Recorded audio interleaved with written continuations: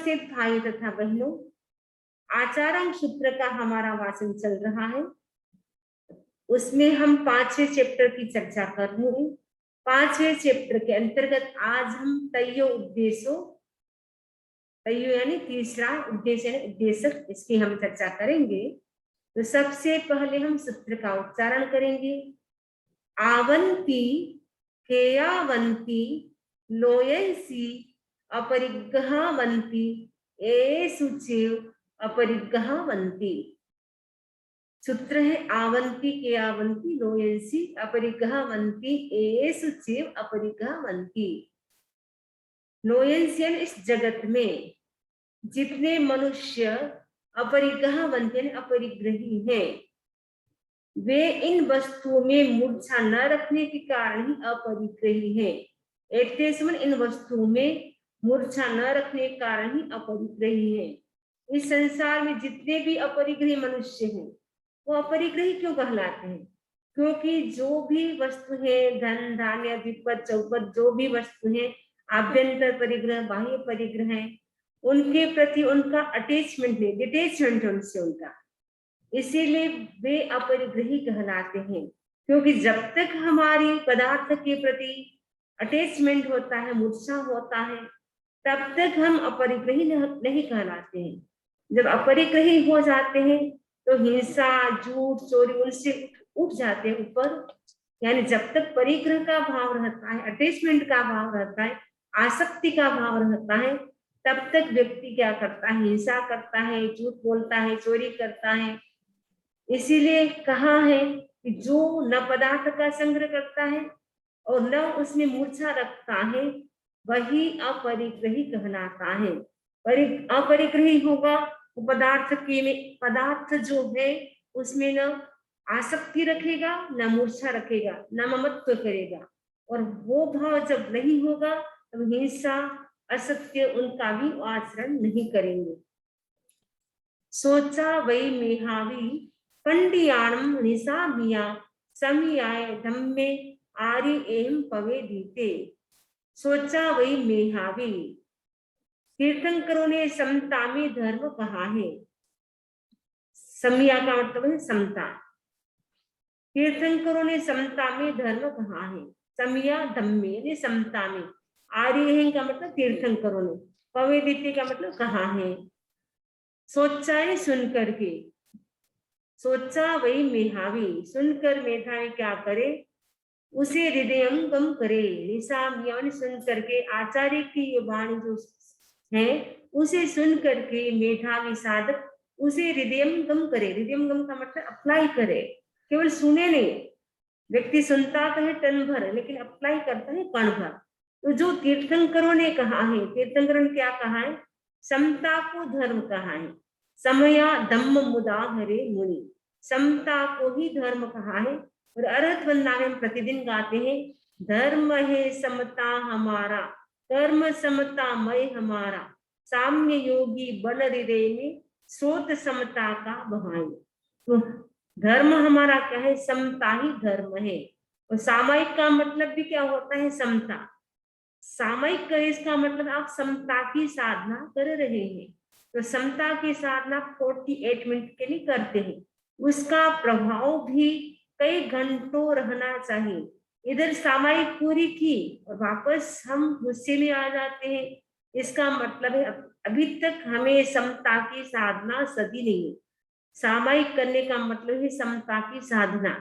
तो हम सामायिक करते 48 मिनट के लिए, तो उसका प्रभाव भी हमें कई घंटे रहना चाहिए। सपोज आप खाना खाते, खाना खाने में आप 10 मिनट 20 मिनट लगाते हैं, लेकिन उसका इफेक्ट कितना रहता है? लगभग 3 से 4 घंटा तक आपको भूख नहीं लगेगी। तो 10 मिनट या 20 मिनट आपको टाइम लगाया खाने में, उसका भी उतना प्रभाव होता है।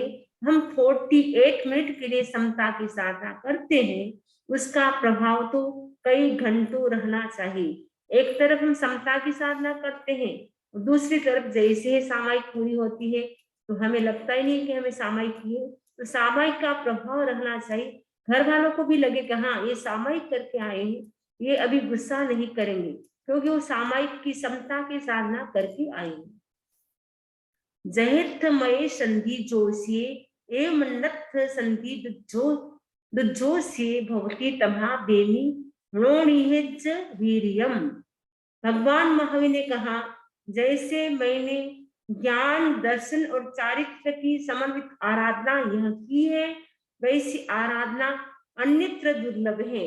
इसलिए मैं कहता हूँ कि शक्ति का गोपन मत करो।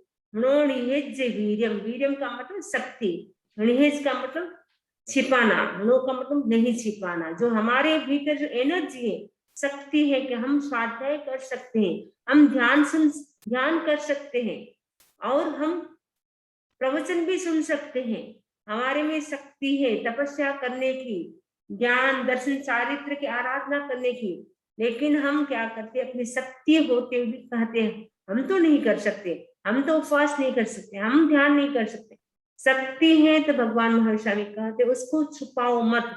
इस मनुष्य जन्म में आप कुछ कर सकते हैं, इसलिए अपनी शक्ति जो भी है, जितना भी आप कर सकते हैं, सामायिक, मौन, जप, तप, स्वाध्याय जो भी कर सकते हैं, अपनी शक्ति के अनुसार हमें भक्ति करनी चाहिए। भगवान महावीर ने अपने शिष्यों को प्रेरित किया और कहा कि हमें यदि समता की साधना करना है, उसके लिए हमें अनेकांत दृष्टि को अपनाना होगा और अपरिग्रह की दृष्टि को अपनाना होगा। यानी जिस व्यक्ति का दृष्टिकोण अनेकांत होता है, अनेकांत का मतलब होता है मैं कहता हूँ वह भी सही है, आप कहते हैं वह भी सही है, तो सारा झगड़ा ही समाप्त हो जाता है। खींचातान कब होती है, जब हम आग्रह करते हैं कि मैं कहता हूँ वह सही है, तुम कहते हो वह सही नहीं है, तब घर में झगड़ा होता है, समाज में भी समस्या उत्पन्न हो जाती है। इसीलिए समाज में भी यदि हमें जीना है, परिवार के बीच भी हमें जीना है, हमें अनेकांत दृष्टि, जो भगवान महावीर का महत्वपूर्ण सिद्धांत है अनेकांत, इस सिद्धांत को हम जीवन व्यवहार में अप्लाई करें। अपरिग्रह, अपरिग्रह का जो सिद्धांत है, यानी जो पदार्थ है उसके प्रति हमारा डिटेचमेंट रहे लेकिन अटैचमेंट न रहे। और तीसरी बात बताई, समता की साधना करें। ये समता की साधना करने से ही हम ज्ञान, दर्शन, चारित्र की आराधना अच्छी तरह से कर सकते हैं। जे पुबुठाई नो पच्छाणी बाई, जे पुबुठाई पच्छाणी बाई, जे नो पुबुठाई नो पच्छाणी बाई।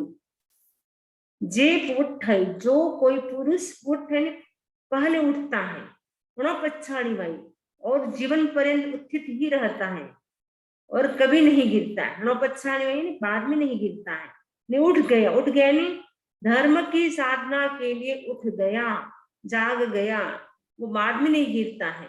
और कुछ पुरुष ऐसे होते पहले उठते और बाद में गिर जाते हैं, कुछ पुरुष न पहले उठते हैं न बाद में उठते हैं न बाद में गिरते हैं। तो कोई पुरुष पहले उठता है और जीवन पर्यंत उत्थित ही रहता है, कभी नहीं गिरता।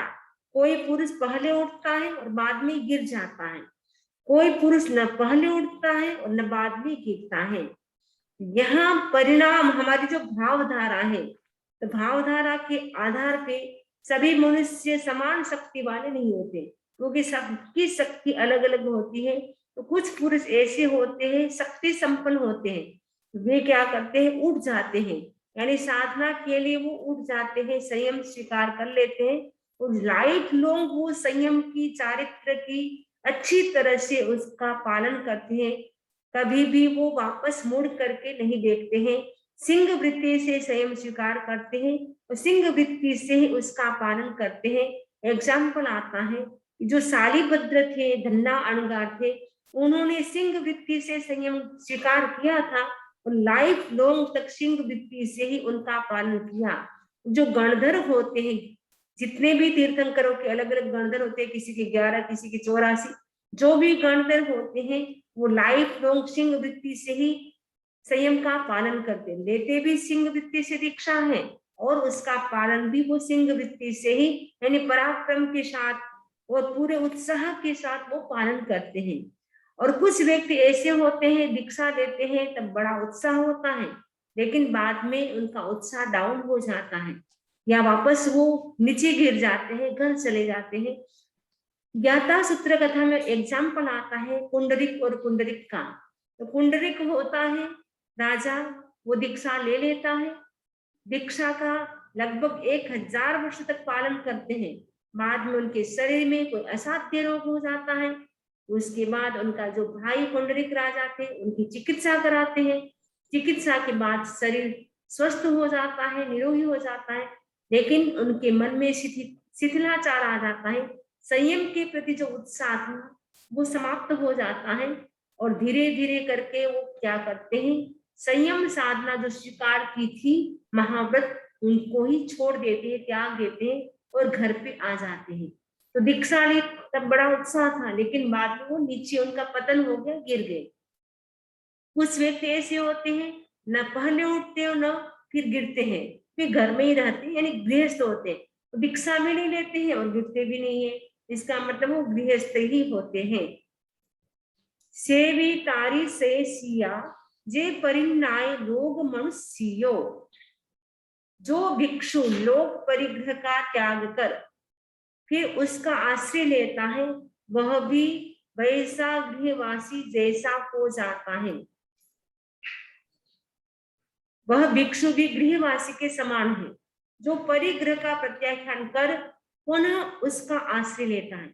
एक तरफ तो परिग्रह का त्याग कर दिया और दूसरी तरफ क्या किया, वापस उसका सहारा ले लिया, आश्रय ले लिया। तो वो भिक्षु होते हैं, वो गृहस्थ जैसा ही उनका व्यवहार है, इसीलिए वो गृहस्थ ही कहलाएगा।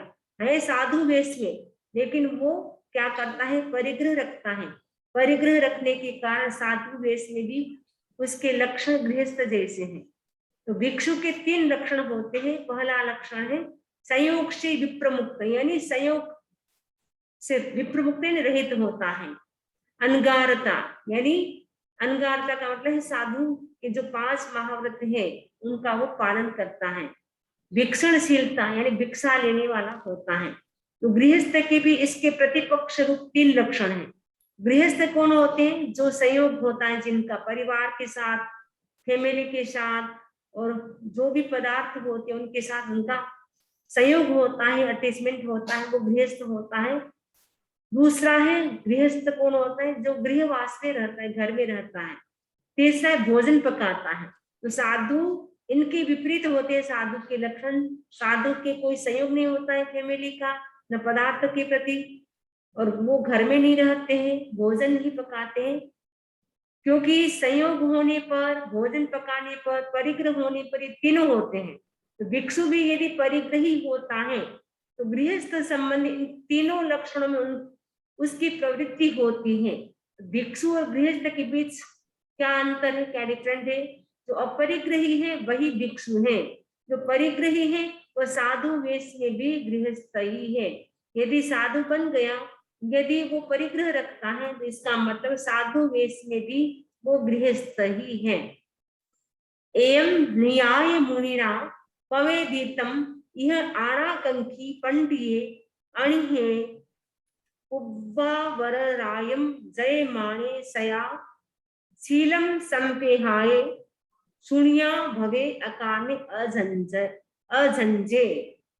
इसको जानकर, एवं न्याय का मतलब इसको जानकर भगवान ने कहा, मुनिना पवेदित, भगवान ने कहा, क्या कहा, जिन शासन में प्रवर्जित पंडित मुनि आज्ञा में रुचि रखे। जो जिन शासन में पंडित प्रवर्जित हो गया, यानी दीक्षा ले ली, वो क्या करे, पंडित मुनि आज्ञा में रुचि रखे। आज्ञा में रुचि रखे, तीर्थंकरों ने क्या कहा है, उनकी क्या आज्ञा है, उनका क्या उपदेश है, उनको ध्यान में रखे, वही उनकी रुचि होनी चाहिए। जो तीर्थंकरों ने कहा है वही मुझे काम करना है। तीर्थंकरों की आज्ञा के विरुद्ध मुझे कुछ नहीं करना है। कसाय से आहत न हो, क्रोध, मान, माया, लोभ, ये जो 4 कसाय है उससे हमें आहत नहीं होना है। यानी हमारे भीतर क्रोध, मान, माया, लोभ, 4 जो कसाय है उसको हमें प्रवेश नहीं देना है। नो एंट्री, दूर से कह दे, आपको हमारे अंदर आने की जरूरत नहीं है। रात्रि के प्रथम और अंतिम भाग में स्वाध्याय ध्यान करें। तो जो साधु होता है उनको क्या करना होता है, रात्रि का जो प्रथम प्रहर होता है, यानी सनसेट सपोज 7 बजे होता है, तो 10 बजे तक का जो टाइम होता है वो प्रथम प्रहर का होता है। तो प्रथम प्रहर में साधु क्या करे, स्वाध्याय करे और ध्यान करे। अंतिम प्रहर यानी जब हम सुबह उठते हैं 4 बजे और 7 बजे सनराइज होता है, तो 3 घंटे का जो टाइम होता है वो क्या होता है, उस समय भी स्वाध्याय और ध्यान करना होता है। तो प्रथम प्रहर में, रात्रि में और अंतिम प्रहर में, यानी साधु को 2 प्रहर सोना होता है। प्रथम प्रहर और अंतिम प्रहर में अपना स्वाध्याय और ध्यान करना होता है। यदि लेट उठता है तो वो अपनी साधना से वंचित रह जाता है। इसलिए साधु के लिए कहा जाता है कि समय पर सोना चाहिए, समय पर उठना चाहिए। यदि साधु 10 बजे सोता है, 4 बजे उठता है, तब तो बराबर उनकी साधना होती है। यदि वो लेट तक जागते रहे और लेट तक सोते रहे तो स्वाध्याय और ध्यान में फिर क्या होता है, प्रमाद हो जाता है। इसीलिए कहा गया साधु को, साधु साध्वी जो भी होते हैं, समणी जी होते हैं, सभी को प्रथम प्रहर में स्वाध्याय और ध्यान करना होता है और अंतिम प्रहर में भी स्वाध्याय और ध्यान करना होता है। 2 प्रहर यानी 10 बजे से लेकर के 4 बजे तक वो आराम से सो सकते हैं। इमेणम चेव जुज्जाई किमते जुज्जिन बच्चवो, इस कर्म शरीर के साथ युद्ध कर, दूसरों के साथ युद्ध करने से तुझे क्या लाभ होगा। हमें युद्ध करना है, किसके साथ करना है, बाहर में युद्ध नहीं करना है।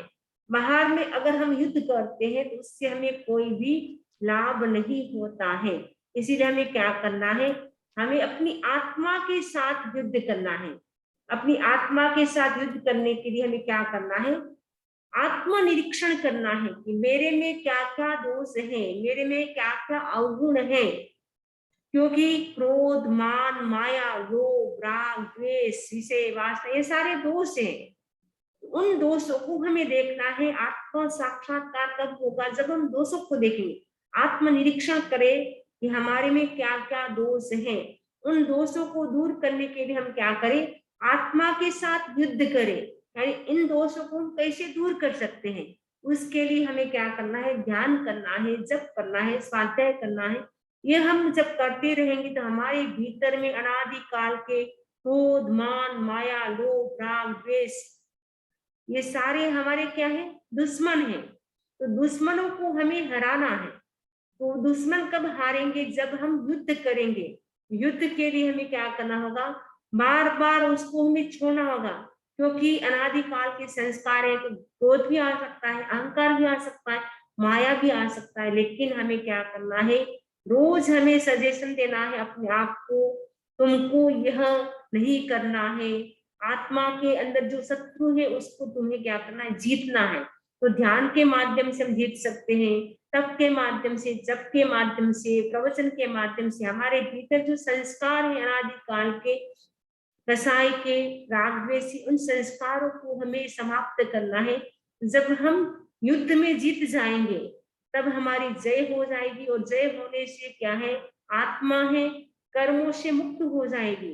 और यदि हम उन दोषों को हम बढ़ाते हैं, उनको हम कम करने की कोशिश नहीं करते हैं, तो फिर हमारा जन्म कहाँ होगा। एक इंद्रिय, 2 इंद्रिय आदि में, निगोद में, नरक में, उन स्थानों में हमारा जन्म हो जाएगा। क्योंकि हिंसा के भाव होते हैं, झूठ के भाव होते हैं, चोरी, मैथुन, परिग्रह के जो भाव होते हैं, वो हमें कहाँ ले जाता है, नरक, निगोद, तिरंज गति के स्थानों में ले जाता है। वह हमारा बार बार जन्म होता है। इसलिए हमें क्या करना है, हमारे भीतर जो दुश्मन है अनादिकाल के, उनके साथ हमें युद्ध करना है। उसके लिए हमें तैयार होना है। युद्धारिम खलु दुर्लभम, युद्ध के योग्य सामग्री निश्चित ही दुर्लभ है। क्योंकि हम युद्ध कहाँ कर सकते हैं, कौन सी गति में युद्ध कर सकते हैं दोषों के साथ। हमारे भीतर जो अनादिकाल के दोष है, क्रोध, मान, माया आदि, उन दोषों को दूर करने का स्थान कहाँ है, औदारिक शरीर से ही हम कर सकते हैं। वो भी कौन सा औदारिक शरीर, मनुष्य गति का ही औदारिक शरीर हो, तब हम कर सकते हैं। इसलिए कहा गया युद्ध के योग्य सामग्री निश्चित ही दुर्लभ है। क्योंकि ये औदारिक शरीर, जो मनुष्य शरीर मिलना बहुत ही दुर्लभ है। कितना कितना मुश्किल से हमें ये मनुष्य जीवन मिला है। उसमें भी जैन धर्म मिला है। उसमें हम जानते हैं, आप सूत्र पढ़ते हैं, सुनते हैं, आपको पता है कि ये जो कसाय है उससे हमें क्या क्या कष्ट होते हैं, कहाँ कहाँ हमारा जन्म होता है। अब उन स्थानों में हमें जन्म नहीं लेना है। पहले तो हम अज्ञान दशा में ऐसे पाप कर चुके हैं, क्रोध के वशीभूत, मान के, माया के, लोभ के वशीभूत होकर के। लेकिन अब हम जाग गए हैं, समझ गए हैं, इसीलिए हमें क्या करना है। और ये शरीर हमें जो मिला है, औदारिक शरीर, मनुष्य शरीर, उसमें हमें एक क्षण भी प्रमाद नहीं करना है।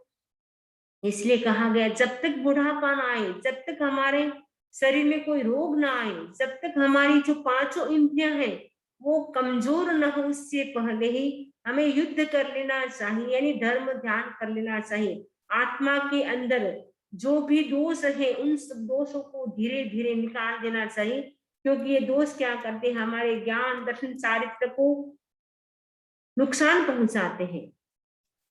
जहित कुशलेहु परिन्ना विवेके भाष्ये, भगवान ने युद्ध के प्रसंग में परिज्ञा और विवेक का प्रतिपादन किया है। यदि हमें युद्ध करना है तो उसके लिए हमें दो चीज चाहिए, एक तो परिज्ञा चाहिए, दूसरा विवेक चाहिए। परिज्ञा का मतलब क्या होता है, जानना, सही जानना। विवेक का मतलब है हमें विवेक करना, यानी हमें डिटेचमेंट होना है, हमें आसक्ति नहीं रखना है, न शरीर के प्रति न पदार्थ के प्रति, यानी भेद विज्ञान, आत्मा भिन्न शरीर भिन्न, इस भेद विज्ञान की हमें क्या करना है, अनुप्रेक्षा करना है।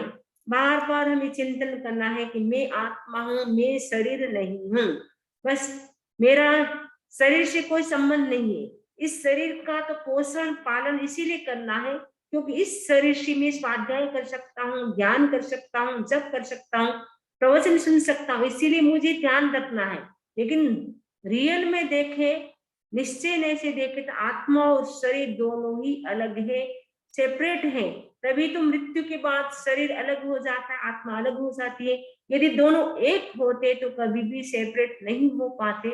इसीलिए हमें यह विवेक करना है, वेद विज्ञान करना है कि मैं आत्मा हूं, मैं शरीर नहीं हूं। विवेक भी कई प्रकार के होते हैं। तो विवेक कौन से होते हैं, परिग्रह का विवेक हमें रखना है। पहला विवेक है परिग्रह का। परिग्रह का विवेक का मतलब जो धन है, हमारे पास मनी है, धान्य है, परिवार आदि, आप फैमिली के साथ रहते हैं, लेकिन उसमें भी आप डिटेचमेंट का अनुभव करें कि मैं फैमिली के साथ रहता हूँ, मेरे पास मनी है, लेकिन ये मेरा नहीं है, सब कुछ मुझे यहाँ से मिला है और यही छोड़ के जाना है, साथ में मुझे कुछ लेके नहीं जाना है। तो परिग्रह का भी हमें विवेक करना है। मेरा मेरा मेरा परिवार, मेरे पास इतना बंगला गाड़ी, मेरा मेरा नहीं करना है, उससे भी हमें डिटेचमेंट का अनुभव करना है। दूसरा है शरीर का विवेक। शरीर का विवेक का मतलब बता दिया आपको, आत्मा भिन्न शरीर भिन्न, इस भेद विज्ञान की अनुभूति करना है। तीसरा है भाव विवेक। भाव विवेक का मतलब है हमें निर्ममत्व की अनुभूति करना है, यानी डिटेचमेंट की अनुभूति करना है। इस संसार में मेरा कोई नहीं है, मैं भी किसी का नहीं हूं।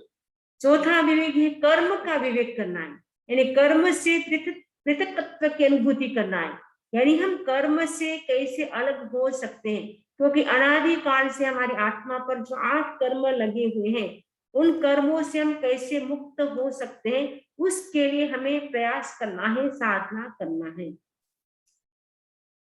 चूये हु बाले गब्भाई सुरज्जई, सूत्र है चूये हु बाले गब्भाईसु रज्जई। धर्म से चित्त होने वाला, चूये का मतलब चित्त होने वाला, बाले का मतलब अज्ञानी, साधक क्या होता है, गब्बा ईसु, गब्बा इसका मतलब गर्भ आदि में, रज्जई यानी फंस जाता है, माने गर्भ में फंस जाता है, इसका मतलब है उसका जन्म मरण होता है। जन्म मरण किसका होता है, जो अज्ञानी होता है। अज्ञानी कौन होता है, जो धर्म से च्युत हो जाता है, क्योंकि अज्ञानी व्यक्ति धर्म से च्युत हो जाएगा। जो ज्ञानी है, समझदार है, वह व्यक्ति कभी भी धर्म से च्युत नहीं होगा। यह समझदार का मतलब ज्ञानी, ज्ञानी का मतलब है जिसके पास सम्यक दर्शन है वो ज्ञानी होता है, जिसके पास सम्यक दर्शन नहीं है वो अज्ञानी कहलाता है। भले उसके पास डिग्री है सीए की, बीए की, एमबीए की, लेकिन मिथ्यात्व है तो वो इतनी डिग्री होने पर भी वो अज्ञानी ही कहलाता है। और अज्ञानी व्यक्ति क्या करता है, धर्म का जो आचरण करता है उसको वो छोड़ देता है, थोड़ी सी परिस्थिति आके वो छोड़ देता है, और धर्म का आचरण छोड़ देने से वो क्या है, गर्भ आदमी फंस जाता है। गर्भ आदमी फंस जाता है, इसका मतलब है कि वो जन्मों मरण के दुखों से घिर जाता है, क्योंकि गर्भ में आने का मतलब होता है जन्म होना। जन्म होने का मतलब है मृत्यु होगी। जब हमारा जन्म होगा तो मृत्यु तो उसके साथ जुड़ी हुई है। तो गर्भ का मतलब है जन्म मरण के चक्र में घूमना। तो जन्म और मरण के चक्र में कौन घूमता है? जो अज्ञानी होता है, जिसने धर्म को छोड़ दिया है। अस्यम चेयम पौच्चति रुवन शिवा छन शिवा। अस्यम चेयम, इस अर्हत प्रवचन में, अर्हत शासन में ये बलपूर्वक कहा जाता है, रूप और हिंसा में आसक्त होने वाला च्युत हो जाता है। मैंने धर्म से च्युत कौन होता है? कहा गया जो रूप के प्रति आसक्त होता है या हिंसा में आसक्त होता है, वो च्युत हो जाता है। रूप का मतलब क्या है? हमारी जो इंद्रिय है, पांचों इंद्रियों, उनमें एक है चक्षु, आंख। आंखों से हम रूप को देखते हैं। हमारे सामने अनेक प्रकार के रूप आते हैं, अच्छे रूप भी आते हैं, बुरे रूप भी आते हैं। तो अच्छे जो आकर्षित होते हैं रूप, उनके प्रति हमारा मन क्या है, आकर्षित हो जाता है, अटैच हो जाता है। तो चक्षु इंद्र का विषय क्या है? रूप है। तो रूप के प्रति जो व्यक्ति आकर्षित होता है, वह भी क्या है, धर्म से च्युत हो जाता है। क्योंकि संसार में अनेक प्रकार के रूप, सुंदर सुंदर दृश्य भी दिखाई देते हैं, सुंदर रूप वाले व्यक्ति भी दिखाई देते हैं। यदि हम उनको देख करके यदि हम विचलित हो जाते हैं, तो क्या होता है, धर्म से हम छूट जाते हैं, यानी धर्म से हम च्युत हो जाते हैं। तो धर्म से च्युत होने का पहला है चक्षु इंद्र का जो विषय है रूप, और दूसरा है हिंसा। जो व्यक्ति हिंसा करता है, वह व्यक्ति भी क्या होता है, धर्म से च्युत हो जाता है। सेवु एगे समृद्ध पहे मुनि, अन्नहा लोग मुहे माणे। केवल वही मुनि अपने पद पर आरूढ़ रहता है जो लोग को बिन दृष्टि से देखता है। लोग का मतलब होता है प्राणी। तो केवल वही मुनि अपने पद पर आरूढ़ रहता है जो लोग को बिन दृष्टि से देखता है। जो मनुष्य रूप में आसक्त होता है, वह जगत में रूप को ही सार मानता है, क्योंकि रूप के प्रति आकर्षित हो जाता है। वो सोचता है बस यही सब कुछ है, इसके अतिरिक्त कुछ नहीं है। और हिंसा में आसक्त मनुष्य हिंसा को ही समस्या का समाधान मानता है। यदि हम हिंसा करेंगे तो सॉल्यूशन मिलेगा। तो जो व्यक्ति अज्ञानी है वो ऐसा सोचता है, लेकिन ज्ञानी व्यक्ति कभी भी ऐसा नहीं सोचता है। तो जो मुनि होता है, उनका दृष्टिकोण अलग होता है। वह कभी भी हिंसा नहीं करेगा। यदि वो हिंसा करता है तो वो मुनि भी नहीं है। वो रूप में भी आसक्त नहीं होगा, वो अनासक्त रहेगा। क्योंकि कितने लोग दर्शन करने आते हैं, कितने अच्छे अच्छे होते हैं, अच्छी अच्छी स्त्रियां होती हैं, अच्छे अच्छे पुरुष होते हैं। उनको देख करके यदि वो उनके प्रति आसक्त हो जाते हैं, तो आसक्ति का परिणाम क्या होता है, फिर दुर्गति होगी। इसलिए जो साधु साध्वी होते हैं, जो भी होते हैं, श्रावक श्राविका भी, आप भी, क्योंकि ब्रह्मचारी अपने पति के अतिरिक्त बाकी संसार के सारे बहन भाई होते हैं। लेकिन यदि कोई सुंदर पुरुष आता है, सुंदर लेडी आती है, उसके प्रति यदि हमारा मन आकर्षित हो जाता है, तो हम क्या है, अपने व्रत का हम भंग करते हैं। इसीलिए हमें क्या करना है, हमें हमारे सामने कोई भी रूप आए तो हमें उनके प्रति आकर्षित नहीं होना है, और हमें हिंसा के जो भाव है उसको भी हमें कम करना है। इति कम्मं परिणाय सब्बसु सेण हिंसन्ति संयमति रोपगपति। इति मीन्स इस प्रकार, कम्मम करें कर्म को, परिणय पूर्ण रूप से जानकर, सब्बसु किसी की भी हिंसा नहीं करता, न हिंसति, न हिंसति यानी हिंसा नहीं करता। सब्बसु यानी किसी भी जीव की वो हिंसा नहीं करता है, क्योंकि उसने कर्म का ज्ञान कर लिया है। यदि हम हिंसा करेंगे उससे क्या होगा, कर्म का बंधन होगा। तो हिंसा करने का रिजल्ट क्या होगा, वो सब जान लिया, क्योंकि वो जान रहा है कि प्रतिक्षण आत्मा से कर्म चिपक रहे। अनंत अनंत कर्म परमाणु चिपक रहे हैं। यदि हमारे भाव हिंसा के होते हैं, हिंसा के भाव के समय हमारे आयुष्य का बंध होता है, तो निश्चित रूप से नरक गति, निगोद गति का ही होता है। फिर वहां से निकलना बड़ा कठिन होता है। इसीलिए क्या है, हम पहले कर्म को जाने कि कर्म क्या है, कर्म का बंध कैसे होता है, और उसके बाद व्यक्ति क्या है, वो हिंसा को दूर कर सकता है, हिंसा के भावों को भी दूर कर सकता है। कई व्यक्ति हिंसा नहीं करता है, लेकिन हिंसा के मन में भाव आ जाते हैं, उससे भी कर्म का बंध होता है। तो संयमति लोपगति, वह इंद्रियों का संयम करता है, उनका उच्छृंखल व्यवहार नहीं करता है। संयम का मतलब संयम करता है। वो लोपगति यानी उच्छृंखल व्यवहार नहीं करता है, उदंड नहीं होता है, एकदम डिसिप्लिन में रहता है कि मुझे पांचों इंद्रियों और मन को वश में रखना है, कंट्रोल में रखना है, मुझे अपने आप को डिसिप्लिन में रखना है, क्योंकि हमारी इंद्रियां और हमारा मन बड़ा चंचल है, उच्छृंखल है, उनको कंट्रोल में खड़ा करना बड़ा कठिन होता है, क्योंकि हवा से भी हमारी तेज चाल किसकी, हमारे मन की है। अभी हम यहाँ बैठे शरीर से अमेरिका में, लेकिन हमारा मन पता नहीं कहाँ का घूमता रहता है, तो हमारा मन बड़ा चंचल होता है।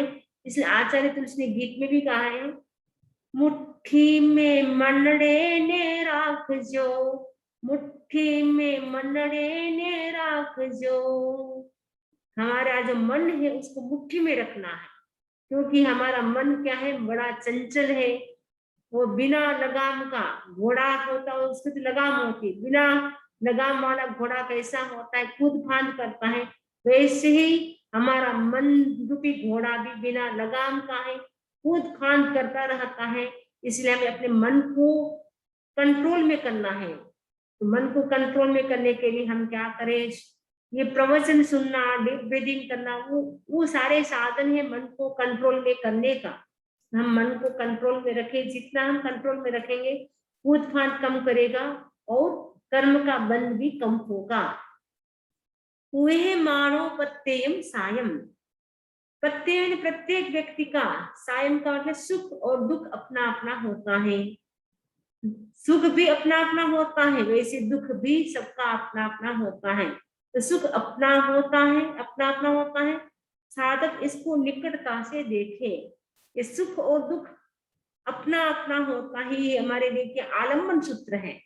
तो हमें क्या करना है कि सुख और दुख जैसा हम कर्म करते हैं वैसे ही हमें मिल जाता है। तो हम ऐसा कोई काम ना करें कि हमें दुख भोगना पड़े। तो सुख का जीवन तो व्यक्ति को अच्छा लगता है, लेकिन दुख का जीवन व्यक्ति को अच्छा नहीं लगता है। तो हमें क्या करना है, हम निरंतर आनंद का जीवन जिए, पीसफुल हमारी लाइफ हो, उसके लिए हम क्या करें, हम अपने इंद्रियों को वश में रखें, मन को वश में रखें, जिससे हमारा जो लाइफ है वो अच्छी हो सकती है, पीसफुल हो सकती है। जब हमारी डिजायर्स है वो कम होती है, जब हमारा मन अध्यात्म के प्रति होता है, तब क्या है, व्यक्ति सुख का अनुभव करता है, शांति का, आनंद का अनुभव करता है। सूत्र है, वर्ण एसु नारदे कंचनम सब बलोए। वर्ण का मतलब यहाँ, वर्ण का मतलब यहाँ यश है। वर्ण का एक अर्थ यश है और वर्ण का दूसरा अर्थ रूप है। तो मुनि यश का इच्छुक होकर किसी भी क्षेत्र में कुछ भी ना करे कि मेरा यश होगा, मेरी प्रतिष्ठा होगी, मेरा रेस्पेक्ट होगा, उस भावना से मुनि कुछ भी काम न करे। यानी प्रशंसा के लिए तप न करे, प्रशंसा के लिए साधना न करे, मेरी तारीफ हो उसके लिए ध्यान न करे। कई लोग सोचते हैं अगर मैं ध्यान करूंगा लोग बोलेंगे वाह ये कितना ध्यान करता है। हमें वाह के लिए, प्रशंसा के लिए हमें मेडिटेशन नहीं करना है। मैं प्रवचन सुनूं, लोग कहेंगे वाह ये कितने अच्छे हैं, रोज प्रवचन सुनते हैं, रोज आगम स्वाध्याय करते हैं, हमारी तारीफ हो, उसके लिए हमें नहीं करना है। भगवान महावीर स्वामी 10वें कालिक सूत्र में कहते हैं, नन्नथ निज रथयाये, हम जो स्वाध्याय करते हैं, ध्यान करते हैं, तपस्या करते हैं, हमारा एक ही गोल होना चाहिए, एक ही लक्ष्य होना चाहिए, नन्नथ निज रथयाये, केवल हमारी निर्जरा हो। निर्जरा की भावना से हम जब तब स्वाध्याय करें, लेकिन प्रशंसा पाने के लिए नहीं कि हम इतने सामाई करेंगे, लोग कहेंगे वाह ये कितनी सामाई करते, कितना ध्यान करते, हमारी वाह वाह हो, हमारी सब तारीफ करे, उस भावना से हमें साधना नहीं करना है। क्योंकि उस भावना से हम साधना करते हैं तो हमें जो निर्जरा होनी चाहिए वो नहीं होती, फिर हमारा बोलते बिक जाता है, जो स्वाध्याय ध्यान तब करते वो बिक जाता है, प्रशंसा की भावना होती है। तो हमें प्रशंसा की भावना हमें नहीं रखना है, केवल निर्जरा की भावना रखना है। एगप्प मुहे विरे सप्प इन्ने निविन्न चारी अरे पयासु।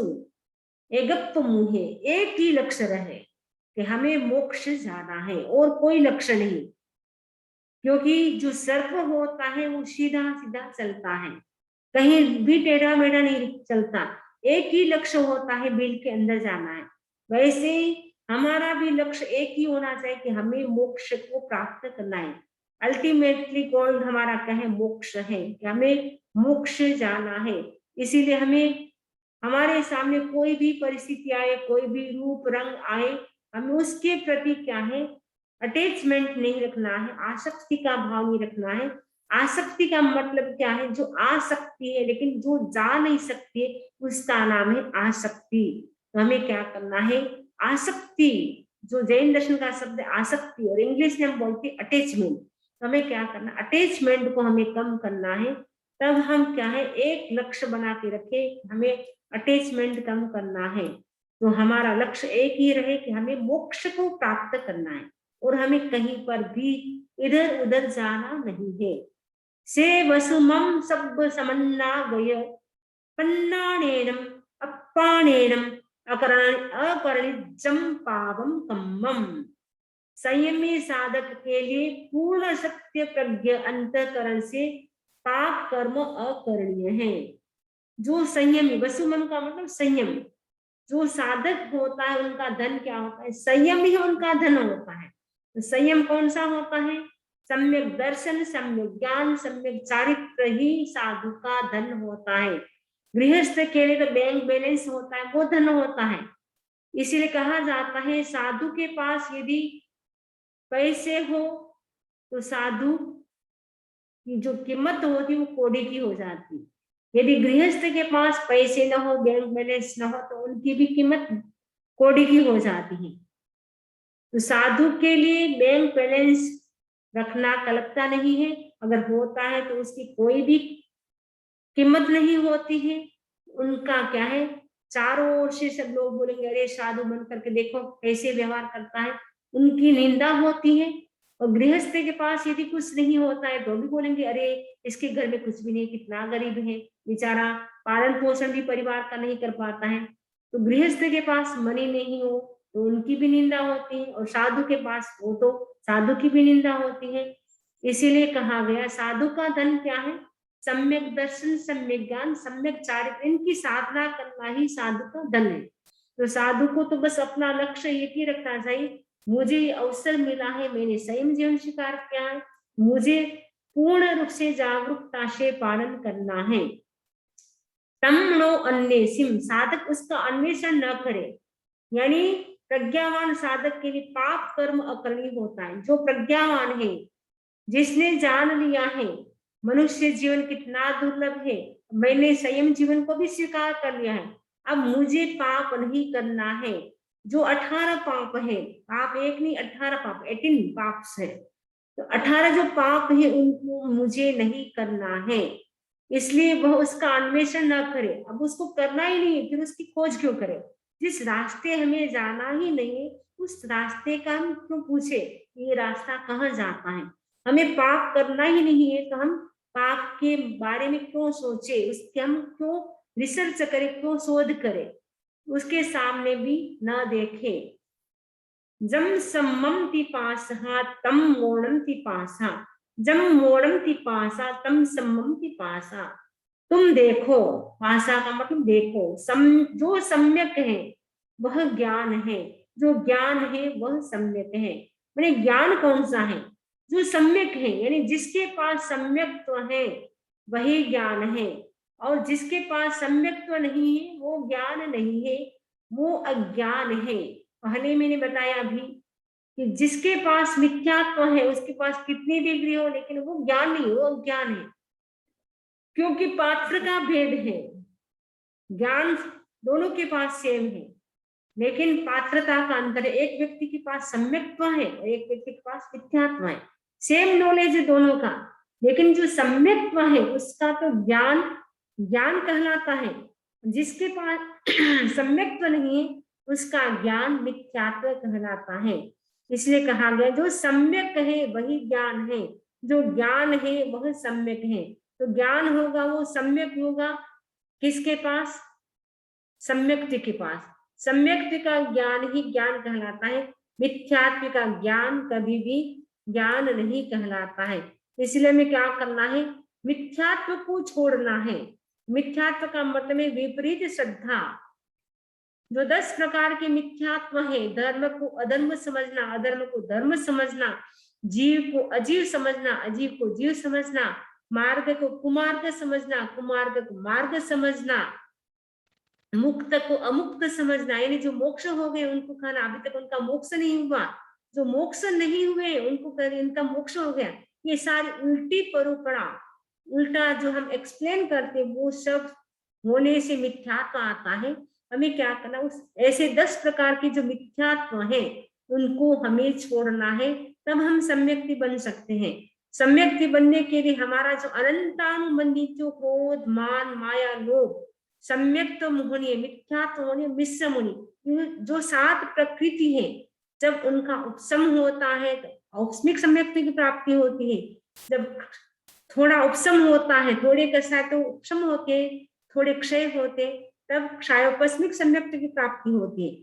जब 7 प्रकृति अनंतानुबंधी क्रोध मान माया लोभ ये 4 सम्यक्त्व मोहनीय मिथ्यात्व मोहनीय मिश्र मोहनीय ये 7 प्रकृतियों का जब क्षय हो जाता है तब क्षायिक सम्यक्त्व की प्राप्ति होती है। तो हमें क्या करना है, ये जो प्रकृतियां हैं हमारी कसाय की उनको हमें दूर करना है, तब सम्यक्त्व की प्राप्ति होगी। और सम्यक्त्व ही होता है उनके पास ही ज्ञान होता है, बाकी किसी के पास ज्ञान नहीं होता है।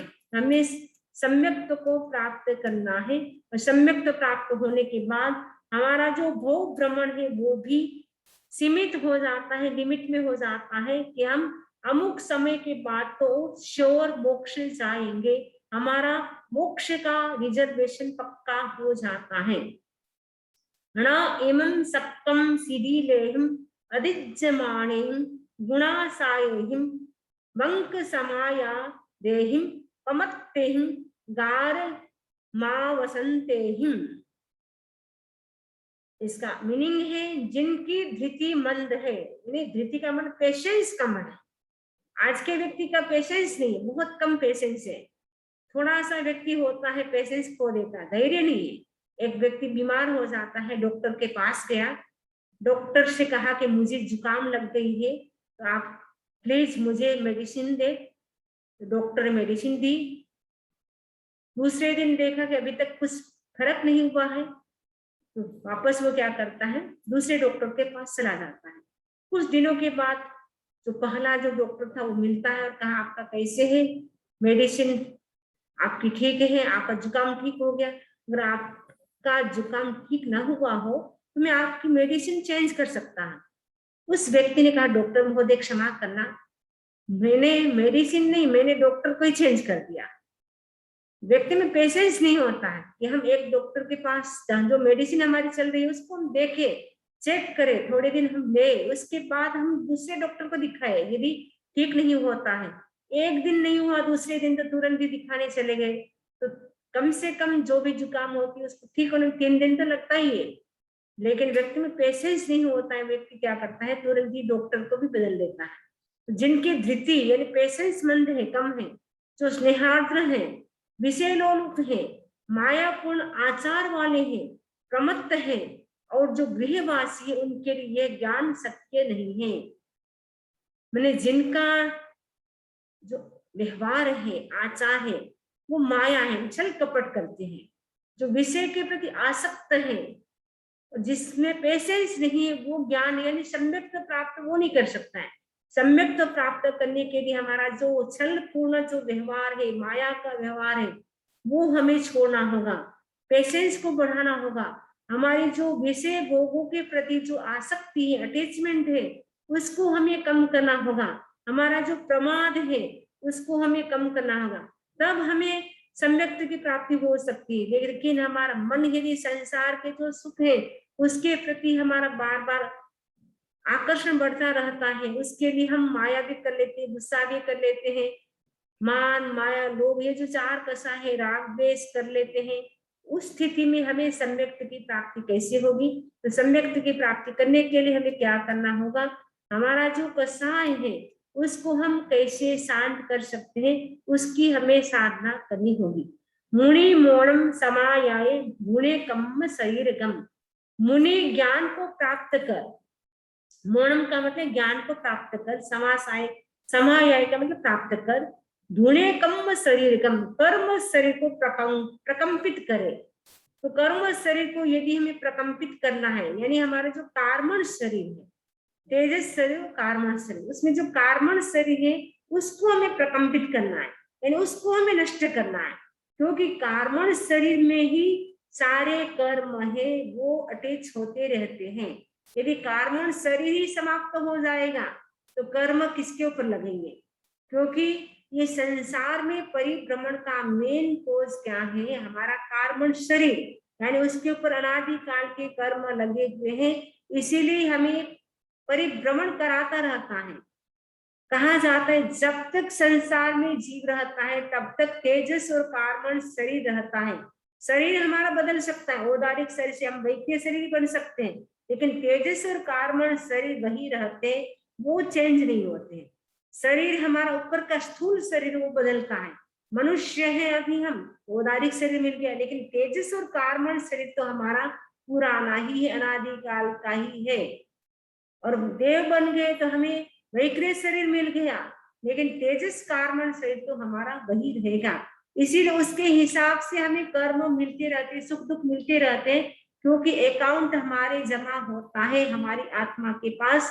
तो जो कार्बन शरीर है वो हमारे आत्मा के साथ लगे हुए हैं, यदि उसको भी हम साधना करके सेपरेट कर सकते हैं। इसीलिए कहा गया कर्म शरीर को प्रकंपित करो, यानी सेपरेट करो। उसको हम कैसे सेपरेट कर सकते हैं? उसके लिए हमें साधना करनी है, सम्यक ज्ञान, सम्यक दर्शन, सम्यक चारित्र की साधना करने से ही हम कर्म शरीर को प्रकंपित यानी दूर कर सकते हैं, समाप्त कर सकते हैं। पंतम लूहम सेवंती वीरा समत्त दंसिनो। सम्यक तो दर्शी प्रांत नीरस और वृक्ष आहार का सेवन करते। जो सम्यक दर्शी है, जो वीर हैं, वो क्या करते हैं? प्रांत का मतलब नीरस, यानी आहार में कोई टेस्ट नहीं, टेस्टलेस आहार करते हैं। वृक्ष यानी लुखा सुखा, जैसा भी है वैसा ही आहार कर लेते हैं। भगवान महावीर स्वामी जो अभिग्रह किया था, जो 5 महीना 25 दिन चला था, 5 मंथ और 25 डेज चला था, लेकिन पारने में क्या मिला था? चंदन माला ने क्या दिया था? सूखे बाकुड़े, उड़द के बाकुले, वो भी बासी। ऐसे बाकुड़े से भगवान ने पालना किया था। इतनी लंबी तपस्या, यदि हम एक पास भी करते तो उसमें भी हम कोशिश करते कि अच्छे से अच्छे पालना करें, लेकिन भगवान महावीर स्वामी का शरीर के प्रति अटैचमेंट नहीं था, डिटेचमेंट था, इसीलिए उनको कोई भी फर्क नहीं पड़ता था कैसा भी आहार कर ले, और उनका शरीर भी वज्र जैसा नारस था, इसीलिए उनके शरीर में कोई रोग भी नहीं होता था। यदि हम दुखा सुखा खा ले तो हमें दूसरे दिन ही कुछ न कुछ तकलीफ हो जाती है, तो हमें थोड़ा ध्यान रखना जरूरी है। आसक्ति नहीं रखना है बॉडी के प्रति, लेकिन हमारा शरीर स्वस्थ रहे, हेल्दी रहे, जिससे हम साधना कर सके। साधना के योग्य हमारा शरीर बना रहे, वो हमारा लक्ष्य होना चाहिए। लेकिन हमारा शरीर रिष्ट पुष्ट रहे, इसको कोई तकलीफ ना हो, वो भाव नहीं होना चाहिए। इस शरीर से मैं अधिक से अधिक साधना कर सकूं। ये शरीर एक प्रकार का नौका है, एक प्रकार की नौका है। नौका क्या होती है? नौका हमें हेल्प करती है एक किनारे से दूसरे किनारे तक पहुंचने में, वैसे ही यह शरीर भी हमें हेल्प करता है एक किनारे से दूसरे किनारे, यानी संसार समुद्र का जो किनारा है उसको पार करके हमें उस किनारे तक पहुंचना है, यानी मोक्ष तक हमें पहुंचना है। उसमें माध्यम बनता है हमारा ये औदारिक शरीर। तो हमें क्या करना है? एस ओहंतरी मुनि तिने मुत्ते वीरे व्याह्येत्तिवेमि, जन्म मृत्यु के प्रवाह को तैरने वाला वह मुनि तीर्ण, मुक्त और वीरत कहलाता है। मुनि कौन होता है? जो जन्म मृत्यु के प्रवाह को तैर जाता है, यानी ऐसी साधना करता है तो हमेशा हमेशा के लिए डेथ एंड बर्थ जो हमारा चल रहा है उनको पार कर लेता है, यानी उनसे वो मुक्त हो जाता है। मुक्त हो जाता है तो फिर उसको जन्म मरण के जो चक्र होते हैं वो सदा के लिए समाप्त हो जाते हैं। तो आज के दिन हम संकल्प करें कि हमारा जो डेथ एंड बर्थ जो अनादिकाल से हो रहा है उसको हम कम कैसे करें, उसके लिए हम सम्यक दर्शन की साधना करें, सम्यक को प्राप्त करने की कोशिश करें। हमारा सम्यक दर्शन हमें प्रकट हो, उसके बाद हमारा पुष्ट होता रहे, वापस हम मिथ्या तो दशा न जाए, ऐसा हम संकल्प करें।